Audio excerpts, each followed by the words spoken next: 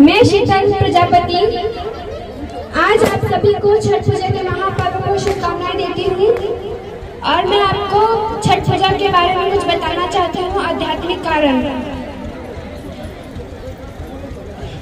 छठ पूजा के दिन जो सूर्य होता है वो नीच राशि में होता है, जिसके कारण सूर्य की पूजा की जाती है। और छठ पूजा के दिन सूर्य की पूजा करना विशेष रूप से माना जाता है।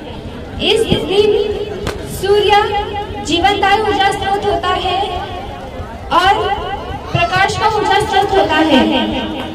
इससे हमारी आत्मा में जागृति आती है और आत्मा ज्ञान की प्राप्ति होती है।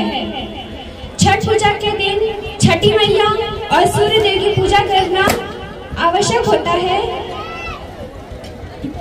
डूबते हुए सूर्य को अर्घ्य दिया जाता है और ऐसा माना जाता है कि सभी इच्छाओं की पूर्ति होती है।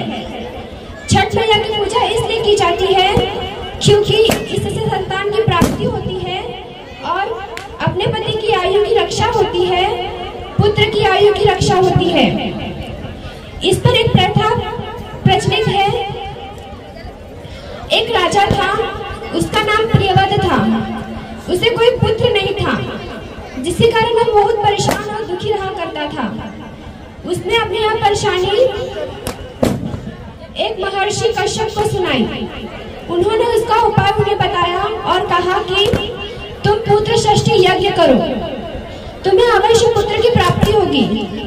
उन्होंने यज्ञ किया और पूरी विधि विधान के साथ किया और उसमें से खीर प्रकट हुई। उन्होंने वह खीर अपनी पत्नी मालिनी को खाने के लिए दिया। जो पुत्र पैदा हुआ वह वृद्ध पैदा हुआ, जिसके कारण राजा और रानी दोनों ही दुखी हुए और रोने लगे। राजा अपने मृत पुत्र के शव को लेकर शमशान घाट गए और स्वयं की भी आहुति देने लगे।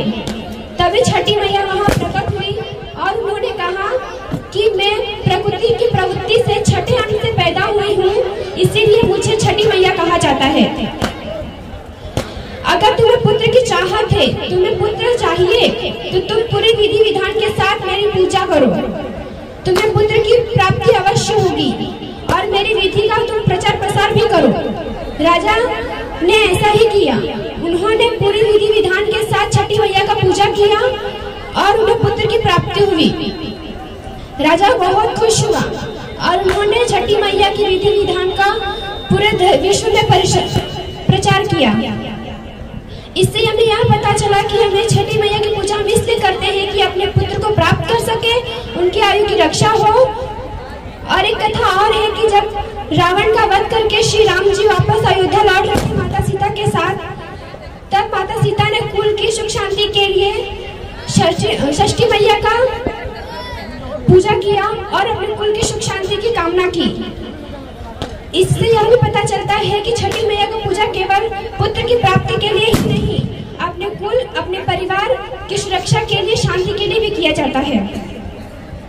धन्यवाद।